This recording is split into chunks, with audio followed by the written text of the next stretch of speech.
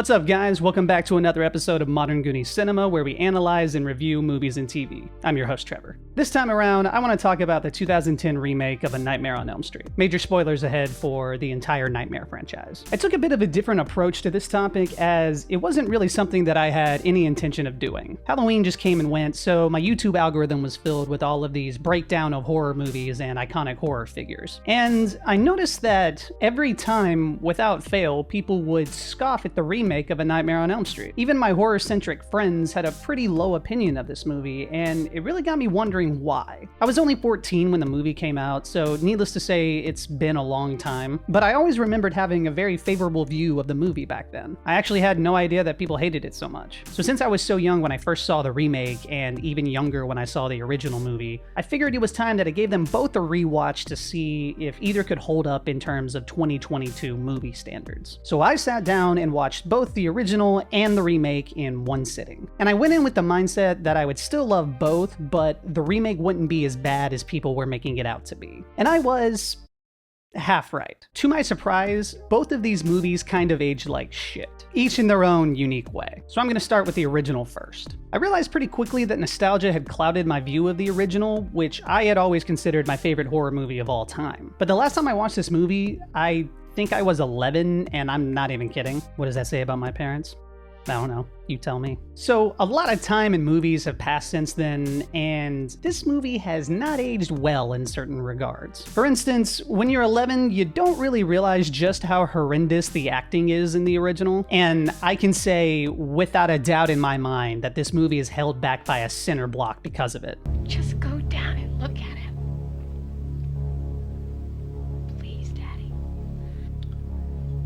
All right. It's not even good in like a charming 80s way. The acting is just straight up atrocious by like 90% of the cast. There are several moments where it looks like Heather Langenkamp is about to burst into laughter, and it just makes the acting all that much more noticeable. I could pick several moments in the movie that I think are weighed down by the acting. Good God.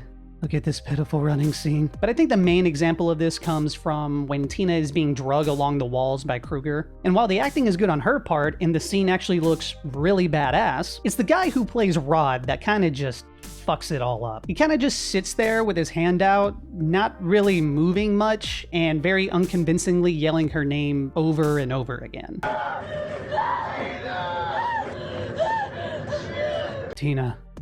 Tina, no. And it's that kind of dry acting that I couldn't help but notice, especially because it's in the middle of a very intense scene. So the next topic that I want to discuss are special effects. And I gotta say that this movie was insanely creative. This movie alone created some of the most iconic scenes in the entirety of the horror genre. Freddy stretching the wall behind an unconscious Nancy, the claw surfacing up from the bathtub, Tina being bloodily drugged along the walls, Freddy bursting through the mirror at Nancy, and Johnny Depp falling into a bed pit only to re-emerge as an upside-down waterfall of blood, which I still think is my favorite horror movie kill of all time. The practical effects in this movie are amazing, and it's made all the more impressive knowing that this movie had little to no budget at all. They're a lot of fun to watch, and it's one of the reasons that this movie is still talked about and mimicked even to this day, nearly 40 years later. That being said, not all of the effects have aged quite so gracefully, and the ones that miss their mark are really only at the very end of the film. The scene where Nancy's mother and Freddy are both corpses in the bed, and then they're just lowered into this otherworldly looking place, kinda just looks like a bad animatronic. Then there's this moment where Freddy is seemingly defeated and then just fades out of reality into some weird blue sparkles, and it just looks very poorly animated and really felt very disconnected from the overall bloody tone of the entire movie. Like, this sadistic dream killer is suddenly taken down by 80s arcade graphics. And I don't need to say much on this one, this is clearly a blow-up doll. But overall, just a handful of poorly aged effects from a nearly 40-year-old movie is actually wildly impressive. Nice job, Craven.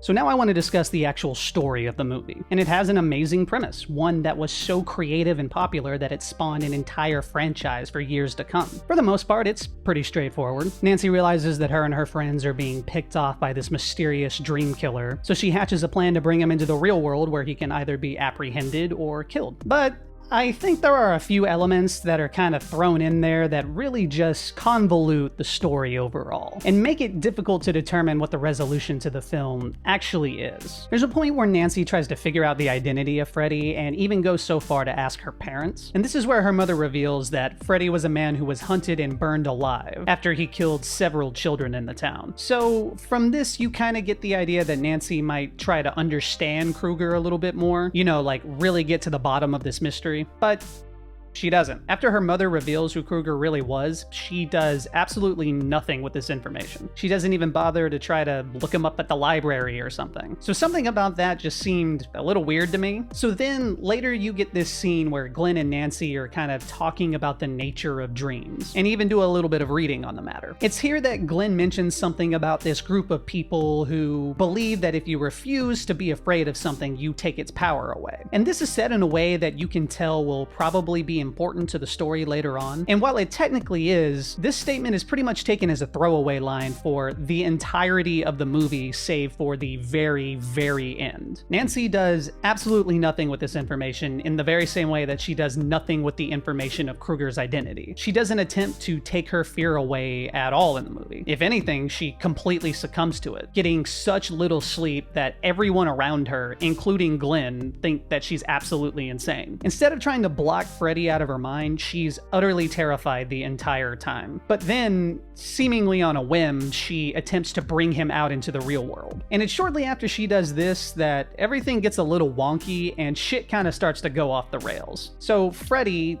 now in the real world and presumably a mortal man, survives a sledgehammer to the chest and is set on fire, where he then runs into Nancy's mother's room, jumps on the bed, engulfs her in flames, and then the two are lowered into some otherworldly place. So if Freddy is now in the human world and can no longer control dreams, how the fuck is any of this possible? Okay, whatever, ignoring that. So he's beat, right? Nancy killed him. Just kidding, he spawns back up through the bed completely unscathed. Again, how all of this is possible, I have no fucking idea. So Nancy is really fucked now, right? Nah. After being utterly terrified the entire time, Glenn's throwaway line finally comes back full circle, and Nancy suddenly decides that she's no longer going to be afraid of Freddy. You know, this disfigured, psychotic, reality warping, seemingly immortal, knife-fingered man who killed all of her friends and her mother. She's just like, nah, I'm done with this shit. And then turns away from Freddy, who then disappears into blue sparkles because his power has now been taken from him. It comes out of fucking nowhere, and it feels completely unearned and anticlimactic that the big bad of this entire film is suddenly defeated by teenage angst. So this is where the movie was supposed to end, according to director Wes Craven, but the studio urged him to leave the ending a little bit more ambiguous so that the door could be open for a potential sequel. So to do this, he tacks on one final scene that just completely fucks the idea of having a straightforward ending. Immediately after Freddy disappears, Nancy takes a step outside into sunlight, where her friends, all suddenly alive, are waiting in a car for her. And her mother, also suddenly alive, takes a step outside to see her off. Nancy gets in the car, which then grows a sunroof in the same pattern as Freddy's outfit, and locks all of the teenagers inside, and then drives off to some unknown destination. And then Freddy's arm bursts through the window pane of the door, grabs Nancy's mother, who is now suddenly a blow-up doll, and drags her inside. Movie ends. So I have no idea what this ending means. What the fuck was real? What wasn't? Is that the point? Well, no, that wasn't the point, because director Wes Craven hated that ending, and he wanted it to end on the sparkles. So what was the message of the movie then? What was it trying to say? Before the tacked on ending, I guess the message could have been, don't let fear control you. Face what you're afraid of, and you take its power away. But after the tacked on ending, it's more just like, never try, accept death. So I really wasn't a fan of this ending, or really either one of them. One is much too contrived and really rushed, and the other just makes no fucking sense and completely muddies the water of the entire film. I don't really feel like either are very structurally sound. So in conclusion, I was actually really surprised that my opinion of this movie went down upon a rewatch. I was really expecting the remake to be the one that aged poorly for me, but it turned out that nostalgia had clouded my judgment of the original far more than I was anticipating. So, now knowing this, I'm officially giving my title of favorite horror movie of all time over to Sinister. If you haven't seen it, go watch it, it's amazing. But that being said, I still love the original movie, and it's a very fun watch. But it is very stereotypically 80s, and that can make it really hard to compare to anything of the modern day. I wasn't scared by this movie in any real way. I mainly just found myself really entertained by all of the iconic kills. I wouldn't say that this is a bad movie, but I certainly wouldn't call it good either. The best way to describe it is that it's really more of a novelty than anything else. I think everyone should see this movie at least once in their life, but just don't go into it thinking that it completely stands the test of time, because it certainly doesn't in several regards. Just have fun with it and take it for what it is. Okay, so now on to the remake. And this is where I was half right. The remake isn't great, but it certainly doesn't deserve the hate that it gets. This movie definitely has a lot of flaws, but compared to a lot of other horror movies that I've seen, especially in the era that this movie was made, it's nowhere near a bad horror film. So unlike the original, this movie isn't held back by acting at all. It actually has an amazing cast. I think my favorite is casually dropping Mr. Krabs into a slasher flick. You open this door, Kruger! Norm, make sure you can't get out the back! Nice choice. What I think actually holds this movie back more than anything else is a combination of the editing and the special effects. This movie starts off very fast-paced with the editing. There are a lot of jump cuts in a really short amount of time, and this makes nearly every scene feel really rushed and, quite frankly, very exhausting. It doesn't allow the viewer much time in the world before it just throws you into a bunch of nightmare sequences. So basically, a nightmare happens, about 2 minutes will pass in the real world, and then you're thrown into another nightmare sequence. And it repeats this trend for probably the first 20 minutes of the movie. It sacrifices a lot of storytelling and character development just so it can show you Freddy. And I think that's probably one of the biggest detriments to the film. Thankfully, this trend doesn't last the entire time, as once the character of Chris, this movie's stand-in for Tina, is killed off, the entire pace of the film slows down and actually lets you explore the real world and the characters a little bit more. And from this point on, it starts to space out the nightmare sequences in a way that much better serves the narrative. But the issue of too many jump cuts never really goes away from the film, especially when Freddy's on screen. So moving on, unlike the original, this movie is actually made worse by the special effects that it tries to employ. Instead of using a lot of practical effects, this movie opts to use the dreaded CGI. I'm sure the CGI probably looked pretty decent in 2010 when this movie came out, but it's aged like complete shit by 2022 standards. And it really dates the movie in a way that I actually think is worse than the original. At least with the original's practical effects, while not always great, they were so creative that at the very least they were very entertaining to watch. Whereas the remake's effects just feel very lazy and uninspired. The best example of this would be when Freddy stretches the wall. In the original, it's very eerie looking because the practical effects make it look more realistic, but the CGI in the remake just looks resoundingly fake, and it doesn't give it any kind of creepy effect whatsoever. They opted to use technology thinking that it would age better, yet the original's use of practical effects actually stood more timeless than outdated tech really ever could. Another example of this would be Chris's death scene. So this is the new rendition of Tina's bloody death by being dragged along the walls by Kruger, but the remake's version is just laughably bad. They opted to go more bombastic with the way that Chris is just thrown around the room. My guess is that they probably thought this would look better than the slight movements that are in the original, but this decision really only leaves Chris looking like she's a rag doll being thrown around by Darth Vader, rather than a woman who's being violently murdered. It's the simple yet unnatural way that Tina is dragged along the walls covered in blood that makes it such an unnerving sight. I'm just not scared by people flying across rooms. At least the boyfriend's reaction in the remake is delivered in a much more convincing way than the original. Tina, no. So the choice of trying to outdo the original backfired on the two attempts that otherwise should have come out amazing with the technology at the time. They really fucking dropped the ball on that one. The bad CGI never really goes away in the movie, and it's never really used in a way that is creative or memorable. So it really leaves me wishing that they had just stuck with practical effects. And now I'm wondering of the greatness that could have been. I will admit that there was one effect that did stick out to me, and it's where Nancy's running through this hallway and the floor slowly becomes like this pond of blood as she gets closer to the door. That was actually very nicely done, and I thought it looked pretty badass. So moving on, what I think this movie has going for it more than anything else is actually the story. Unlike the original, I actually think that this movie has a pretty cohesive plot, and it doesn't really fall victim to going off the rails at the end. In this film, this Nancy realizes that her friends are being picked off one by one, and comes to the conclusion that there must be some kind of connection between them. Using this information, she sets out to try to find the identity of this man, and it's later revealed by her mother that Fred Krueger used to be a gardener at this preschool that her and all of her friends attended. But they don't remember attending this preschool, potentially because they all have repressed memories of a time where Krueger may or may not have molested and abused them. And it's then later revealed through a dream vision that Freddy shares with Quentin that Freddy was chased to an abandoned warehouse and was burned alive by the parents of the children who attended the preschool in a fit of vigilante justice. And this scene is probably one of my favorites from the entire movie. Getting to see the moment that Freddy is burned alive is something that's actually really cool to see as someone who's such a big fan of the franchise. And it gave insight to a moment that is really only ever talked about in the original. And it's also interesting to see just how terrified Freddy is for once getting to see him as the one that's being hunted. And seeing just how terrified he is really starts to make you wonder if what the parents are doing can really ever be justified. And this is where the movie does something that I think is the best thing about it. And it's furthering the Freddy mystery by making it ambiguous if he was actually guilty of his crimes in the first place. And this is something that Nancy and Quentin become convinced is the reason that he's haunting the teens of Elm Street, as retribution for killing an innocent man.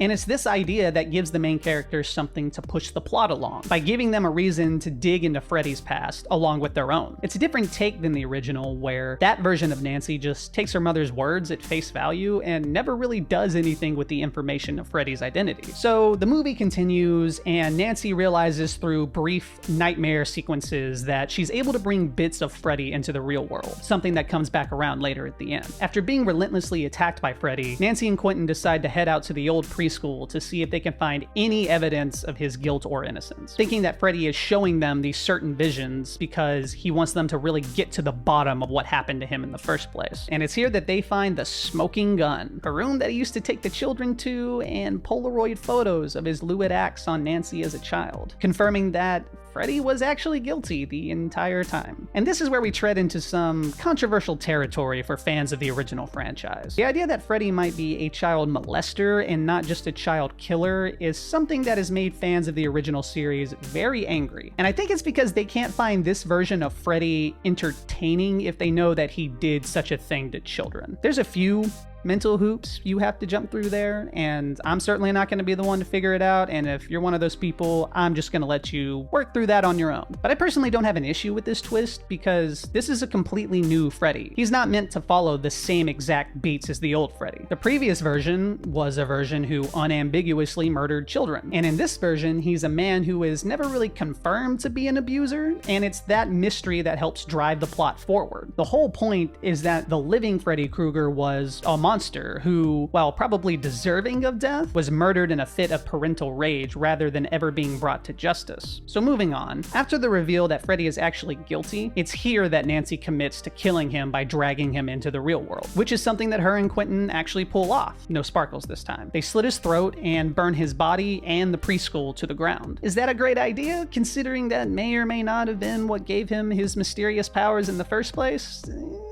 Only time will tell. Immediately following this, the film takes a beat from the original and ends when Nancy is at home with her mother. She thinks that everyone is safe, but then suddenly Freddy appears in a mirror behind her mother, bursting through it, killing her, and dragging her back into the mirror with him. And I really think that this is the superior ending. The original has a really contrived mechanism that defeats Freddy, whereas the original is committed to understanding Freddy, and it's only after they realize that they are wrong about him that they then commit to killing him. And the tail end where Freddy reappears behind the mirror is much less convoluted than the way it was handled in the original. Here, you could come to the conclusion that Freddy was never really defeated without having to backtrack too far in the movie to figure out what's real and what's not. And I also feel like it's really easy to look back at the moment where Nancy re-burns Freddy's body to be like, yeah, that's probably why he's still around. I still would have either preferred a more clear-cut ending or one where the entire film is shrouded in ambiguity, the viewer truly never really knowing what's real and what's not. But either way, I still feel like the remake ends on a much better note. And the remake, if nothing else, actually seems to have a discernible message to it, especially when it comes to the sins of the parents. And it's that, while they might have been right in assuming that Freddy was a monster, it still never gave them the authority to kill him. And in assuming a power that you have no right to, it just might give your adversary the very same advantage in a twisted bout of karma. Overall, I feel like the remake actually has a much better plot structure than the original, and it left me much more engaged with the mystery aspects of it. It's certainly not perfect, and I'm in no way saying that this is a fantastic horror movie, but I feel like if it hadn't been bogged down with poor editing and shitty CGI, that this film could have actually been something really solid. So moving on to the final topic to compare the two films, and that's Freddy himself. Who is the better Freddy? Yeah, I'm just not even gonna waste anyone's time. It's Robert Englund. Like, there was no doubt about that. He's a fantastic actor, and he brings a level of charm to the role that makes Freddy just instantly likable, yet still menacing. I do want to make a little caveat that I'm not comparing franchise Freddy to the remake. I'm only comparing the original Nightmare on Elm Street Freddy to the remake, because I feel like franchise Freddy and original Freddy are two completely different entities. The original Freddy, while still having a comical aspect, was much more serious than the rest of the franchise. As the franchise went on, Freddy became more and more bombastic and comical, where he's meant to more serve the narrative as the primary entertainer than he is this menacing, horrifying figure. Stop the prime time, bitch! Even Wes Craven didn't see Freddy as a comical figure, and he even attempted to bring him back to his more serious and menacing roots with his 1994 film, A New Nightmare. So a lot of criticism that I hear against Jackie Earle Haley, who plays Freddy in the remake, is that he's not funny enough, he's not entertaining enough. And I think that's a little unfounded, because that was never really the point in the first place. I think Haley did a great job, and I honestly don't think that I would pick anyone else to assume the mantle. No matter what, he was never gonna be Robert Englund. He's just synonymous with the role. But that doesn't mean that his portrayal was bad, because it certainly wasn't. One thing that I think his version of Freddy actually beats over Englund's is that I find Haley's much more intimidating, especially once you know that this version of Freddy used to be a child molester. It just makes everything that he says much more chilling and disgusting. It actually reminds me of that Black Mirror episode. You know the one. Either way, both performances are great. They both have their perks, and they both serve the narrative of the stories that they're individually trying to tell. So, in conclusion, what's the better movie? Personally, I feel like only one of these films has really stood the test of time despite its flaws, and that would be the original. The iconography and creativity of the first film has inspired the horror genre for years to come, while the remake has remained largely forgettable in the minds of audiences. The original doesn't take itself nearly as seriously as the remake does, and thus makes for a much more entertaining experience. However, the remake is a more solid film as far as narrative goes, and even has the ability to scare the viewer on several occasions. There were multiple points where the jump scares actually got my ass pretty good, whereas the original didn't really have any moments that genuinely scared me. Maybe creeped out, but that's about it. I think the remake, at the very least, has the ability to compete with modern horror without having to be put in its own special category to rate it. Something that has to be done for the original so that you can ignore the limitations of the time. But admittedly, the remake would lose a lot of appeal if it wasn't tied to the Nightmare franchise. If this movie was the only one of its kind when it came out in 2010, then I don't really think it'd be remembered at all. But it still would have been a lot better and more original than some of its competitors of the time. The Saw sequels, the Paranormal franchise, another Final Destination movie, you get the idea. So I think I'll take that as a win for the remake. But if I had to definitively pick one of them, I would say the original. But not really because it's better at horror, it's just more enjoyable, and sometimes not always for the right reasons. That being said, I still feel like the remake is very underappreciated, and it's still worth a watch. It's nowhere near as bad as the critics have made it out to be, and I think a lot of that hate kind of stems from fans of the original franchise just hating on something that's not the original franchise. Either way, I still enjoyed the movie 12 years later. But that's just what I think. Go out and watch both and come to a conclusion on your own. Just don't be a hater for the sake of it. Bitch. I want to thank you guys so much for tuning in to another episode of Modern Goonies Cinema. Keep an eye out for the next video, and I'll see you then.